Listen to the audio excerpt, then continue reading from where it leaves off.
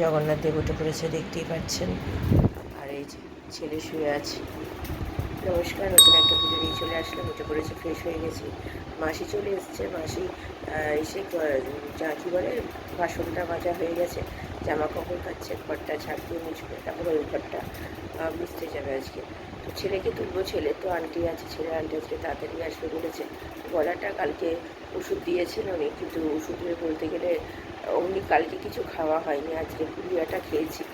গলাটা আগের থেকে মনে হচ্ছে একটু ভালো। সকালবেলা উঠে আওয়াজটা একটু করছিল, তারপরে দেখলাম আস্তে আস্তে ব্রাশ ট্রাশ করার পরে একটু হলো, কিন্তু এখনও গলাটা একটু একটু আছে। ওষুধটা খেতে হবে, নাহলে হয়তো ঠিক হবে। তো আজকে তো 19শে জ্যৈষ্ঠ, তো লোকনাথ বাবার হচ্ছে মৃত্যুবার্ষিকী। তো আমার বাড়িতে আগে আমার মা পুজোটা খুব বড়ো করেই করতো। তো তারপরে আর মা মানে করে, এখনও করে, আজকেও করবে মা। মানে অত বড় করে করবে না, মা তো এখন আর পারে না, ছোট করে যতটুকু পারবে মা করবে।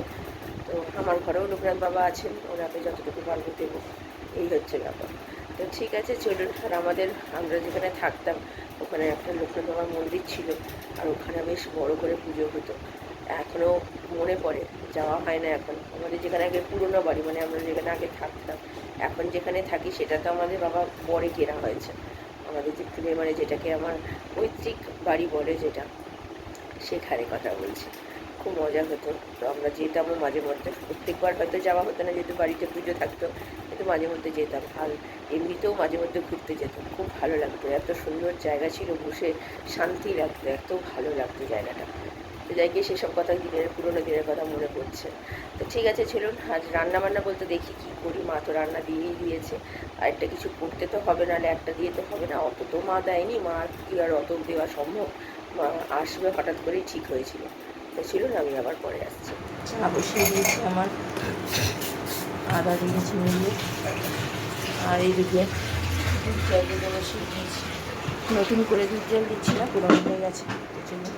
চলে গেছে স্নান করতে, আন্টি চলে আসবে যেহেতু। এবার চা পাতা দিয়ে দিয়েছি, একটু ভালো করে ফুটে।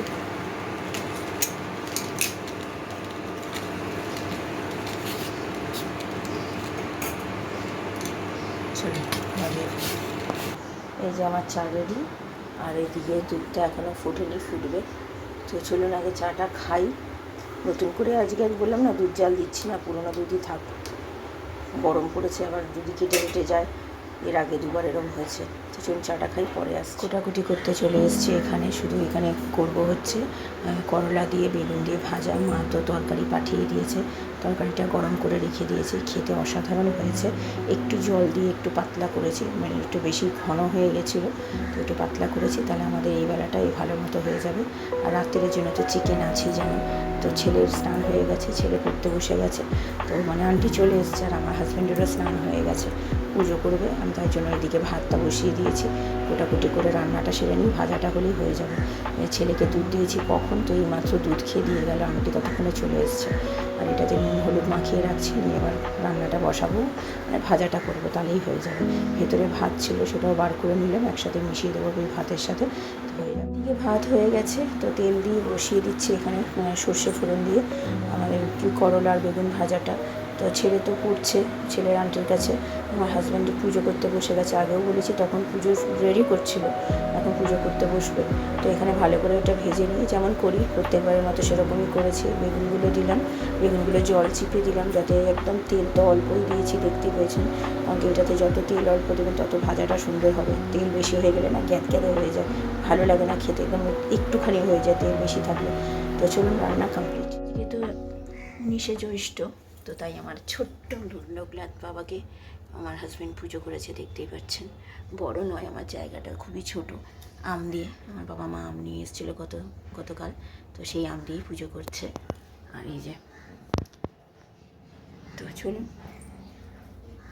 আমার দেখতে পাচ্ছেন লোকনাথ বাবাটা খুবই ছোট। এই যে ছোট্ট লোকনাথ বাবা।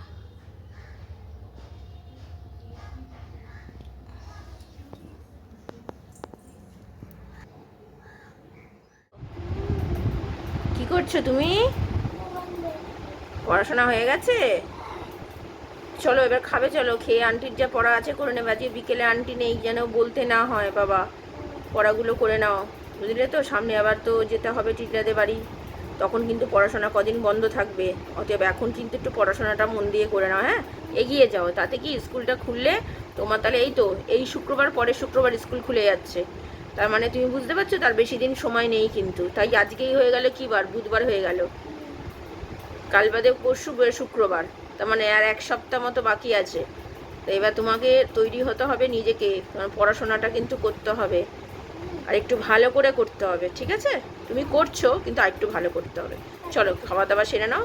আজকে তো টিকলার রান্না পাঠিয়েছে সেইটা, আর একটু করলা বেগুন ভেজেছি সেটা দিয়ে খাবে। চলো, পছন্দের খাবার তো আজকে। হ্যাঁ, দিকে জামা কাপড় সব তুলে নিয়েছে, আমার ছেলেই তুলে নিয়েছে। আমি স্নান করতে গেছিলাম, তখন বললাম মাম্মা তুলে নাও, হ্যাঁ তুলে রেখে দাও, আমি এসে পাঠ করব। ওর তো স্নান কমপ্লিট, ওর আন্টির কাছে পড়াও হয়ে গেছে, এবার খেতে দেবো। খিদেও পেয়েছে। মায়ের ওই তরকারিটা একটুখানি জাস্ট একটু জল দিয়ে একটু বাড়িয়েছি, তো আমার হাজব্যান্ড খেয়ে বললে খুব ভালো হয়েছে। তো মায়ের তো রান্না এমনিতেই ভালো জানেন, আর মায়ের রান্না অনেক দিন পর আবার খাচ্ছি, তো তাও বাপের বাড়িতে যাব কদিন পর, তো মায়ের রান্না খাবো, আমার ভীষণ আনন্দ হচ্ছে, খেতে পাই না তো তাই। তো চলুন হয়ে গেছে, খেতে দেবো। দুপুরের খাবার বাড়তে চলে আসলাম। এই যে মায়ের তরকারিটা একটু ঝোল মতো করেছি, মায়েরটা শুকনো হয়ে গেছিলো, আর এই ভাজাটা ভেজেছি সেটা তো দেখিয়েছি। তো চলুন, আমার হাজব্যান্ড তো খেয়ে বেরিয়ে গেছে, এবার আমি আর আমার ছেলে খাবো। তো খেয়ে দিয়ে তারপরে বাকি কাজ। তো আমার ছেলে এখন অপেক্ষা করছে কখন খেতে দেবো, যেহেতু আজকে আমার মায়ের হাতের রান্না খাবে তাই। তো চলুন খাওয়া দাওয়া সেরে নিয়ে, অনেকটাই বেলা হয়ে গেছে। গুড ইভিনিং, এখন বাজে 3:30, খাওয়া দাওয়া সেরে নিয়েছি, তাড়াতাড়ি হয়ে গেছে। তো বাবা মার সাথে একটু ফোনে কথা বলছিলাম বলে একটু দেরি হয়ে গেল, আর মোবাইলে একটু কাজ ছিল সেইগুলোও করছিলাম। বাবা মাদের মন খারাপ করছে, যেমন আমাদেরও হচ্ছে। গতকাল যেহেতু এসেছিলো, তো অন্য সময় তো বেশিক্ষণ থাকতে পারে না, কাজ নিয়ে যেহেতু বেরোয়, গতকাল যেহেতু কাজ নিয়ে বেরোয়নি, শুধু নিমন্ত্রণ করতেই আসবে, মানে এসছে নিমন্ত্রণ করতে, তার জন্য গতকাল অনেকক্ষণ টাইম স্পেন্ড করেছে। তো ভালো লেগেছে আমাদের সবার খুব, তাই আজকে মনটা ভীষণ খারাপ লাগছে। তো যাই হোক, আমরা দুপুরবেলা আমার মা যে নিরামিষ তরকারি করেছে আলু দিয়ে, কুমড়ো দিয়ে, পটল আর কী বলে নামটা, কাঁচকলা দিয়ে, সেটা যদি আমি বাড়িতে করি তখন কিন্তু আমার হাজব্যান্ডও খায় না, ছেলেও খায় না। আজকে কিন্তু আমার হাজব্যান্ডও চেটেপুটে খেয়ে গেছে, আমার ছেলেও চেটেপুটে খেয়েছে, আর আমি তো ভালো খাই। এই হচ্ছে ব্যাপার, যেহেতু আমার মা রান্না করেছে না, মানে কী বলবো। তো যাই হোক, ঠিক আছে, চলুন এখন একটু রেস্ট নিই। বিকেলবেলা তো ছেলের আজকে আন্টি নেই, আমার পড়ানো আছে। তো জানি না দুজনেই আসবে কি না, একজন হয়তো আসতেও পারে, নাও আসতে পারে, গতকাল শরীরটা খারাপ ছিল, মনে হয় আসবে। তো যাই হোক, ঠিক আছে, দেখা যাক কী হয়। তো চলুন এখন আপাতত একটু রেস্ট নিই, আর বিকেলবেলা আজকে একটুখানি পোলাও বানাবো রাত্রিবেলার জন্য। পোলাও আর একটু মাংস আছে, মাংস দিয়ে খাবো, ভালো লাগে খেতে আমার পোলাও মাংস খেতে। তো চলুন আমি আবার পরে আসছি বিকেলে। স্টুডেন্ট চলে এসছে, একটা স্টুডেন্ট এসছে, আর একজন বললাম না পেট ব্যথা, তো নতুন স্টুডেন্টটা আসেনি, ওর মাসি ফোন করে বললো শরীর ভালো না, কালকে থেকে আসবে। ছেলের যেহেতু আন্টি নেই, আজকে দেখুন ঢেলেমে দিয়ে দিয়েছে, দুপুরবেলা পড়েছে, এখন সন্ধ্যে দিতে বলছে, এখনও সন্ধ্যে দিচ্ছে না, মাসি কাজ করে চলে গেছে। কে ছেড়ে দিয়েই রান্নাঘরে চলে এসেছি, আজকে পোলাও বানাবো রাত্রিরে। তো বলেইছিলাম আগে, তো এখানে 2 কাপ নিয়েছি হচ্ছে চাল, আর 4 কাপ জল নেবো, মানে মাপ অনুসারে, এই কাপের মাপ অনুসারে। তো আগে চালের মধ্যে একটু ধুয়ে নিলাম, চালটা ধুয়ে নিয়ে তার মধ্যে আদা বাটা দিয়েছি, একটু হলুদ, নুন, আর দিয়েছি কেওড়ার জল, গোলাপ জল দিয়ে ভালো করে, আর ঘিটা তো এর মধ্যেও দেওয়া যায়, আমি এর মধ্যে ঘি দিই না, যেহেতু আমি প্রেশার কুকারের মধ্যে দিয়ে দিই, আর পারলে এখানেও একটুখানি ঘি দিতে পারেন, আমি দিইনি। তো যাই হোক, ভালো করে মেখে ছেঁকে নিয়ে এদিকে জলও বসিয়ে দিয়েছি, খাবার জলটা বাড়ন্ত, ছেলে তো আনটি নেই, ও নিজের মতো নিজে টিভি দেখছে। এখানে ভালো করে ভেজে নিলাম চালটা, এই যে 4 কাপ জল নিচ্ছি, নিয়ে ওর মধ্যে দিয়ে কাজু কিশমিশ ভিজিয়ে রেখেছিলাম সেটাও দিয়েছি, আর তেলের ওই ঘিয়ের মধ্যে ছোটো এলাচ, দারচিনি দিয়েছিলাম, দিয়ে ভালো করে নেড়েছে, আর কাঁচা লঙ্কা দিয়েছি, এই যে ছেলে বার করে দিচ্ছে, কাঁচা লঙ্কা দিয়ে পরিমাণ মতো চিনি নুন দিয়ে একটা সিটি হয়েছে, ব্যাস। এইমাত্র এসে একটু বসলাম, রান্না কমপ্লিট হয়ে গেছে। তো এখনও খুলিনি, প্রেশার কুকারে গরম আছে, যেহেতু প্রেশার কুকার ভাপটা বেরোবে, তারপরে একেবারে সিটিটা পুরো উঠলে তারপরে খুলে দেখবো। তো এখন মোটামুটি মাপটা হয় বলে ভালোই হয়, এখন জানি না এটা কেমন হবে, এখনও পর্যন্ত দেখিনি। এখন 8:35 বাজে, 8:05 স্টুডেন্টকে ছেড়েছি, তারপরেই রান্নাঘরে গিয়ে করে চলে আসলাম। আর ছেলে এই যে, কিরে রাত্রিবেলা মাংস পোলাও খাবি, কিরম লাগছে? খিদে পাচ্ছে, আর খায়নি জানেন, আর এই যে টিভি চলছে। সন্ধেবেলা কিছু খাইনি, শুধু চিপস এনেছিল, এই যে আমার জন্য একটা নিয়ে এসছে, আর ওর জন্য একটা নিয়ে এসেছিলো, ওরটা খেয়ে নিয়েছে, আমারটা রয়েছে। তো যাকে ওরা কালকে এটা খেয়ে নেবো, এখন খেলে না রাত্রিরে আর খেতে পারবো না, এমনি তো 8:30 বেজে গেছে অলরেডি। তো চলুন জামা কাপড় ভেজাবো একটু পরে, এত গরম লেগে গেছে না, আর পেয়ে গেছি। তো আমি আবার পরে আসছি, চলুন। ছেলেকে খাবার দিতে চলে এসেছি, পোলাও মাংস, তো আলু আছে এইখানে করেছি। পোলাওটা একটু গলে গেছে, চালটা নতুন চাল, একটু সামান্য একটু একটা সিটি দিয়েছি, তাতে ওর গলে গেল। নাও বাবা, ওর খিদে পেয়ে গেছে, ওটা দিয়ে আর কিছু খাইনি, সে একটু চিপস খেয়ে রয়েছে সেই দুপুরে খাওয়ার পর। যাও খেয়ে নাও। রাত্রিরে খাওয়া দাওয়া তো হয়ে গেছে অনেকক্ষণ, এখন বাজে 12টা বাজতে 5 মিনিট বাকি। একটা বই দেখছিলাম, তাই একটু দেরি হয়ে গেল। মোটামুটি সব কাজ গোছানো হয়ে গেছে, জামা কাপড় ভেজানো, চাল ভেজানো। কালকে দেখি কি রান্না করি। আর এই যে ছেলে এখনও পর্যন্ত খেলে যাচ্ছে। যে সারাদিন খেলেও, আন্টি সকালবেলা পড়িয়ে গেছে, তারপরে নিজে পড়ে, তারপরে তো খেলেই যাচ্ছে, তারপর থেকে নিজে নিজে ওর খেলা আর শেষ হয় না। তো যা গিয়ে আমরা খুব ভালো খেয়েছি। যে যেমন পোলাওটা চালটা একটুখানি নরম হয়ে গেছে, আর একটু শক্ত হলে ভালো হতো, বুঝতে পারলাম না কেন এরকম হলো। তো এর আগে যতবার করেছি সব ঠিকই হয়েছে, কী জানি কী হয়েছে বুঝতে পারলাম না। ঠিক আছে, চলুন ভিডিওটা তাহলে আর বড় করছি না। ভালো লাগলে লাইক শেয়ার সাবস্ক্রাইব করবেন। কালকে নতুন একটা ভিডিও নিয়ে চলে আসবো। আপনারা ভালো থাকবেন, সুস্থ থাকবেন। নমস্কার, চলুন কালকে দেখা হচ্ছে।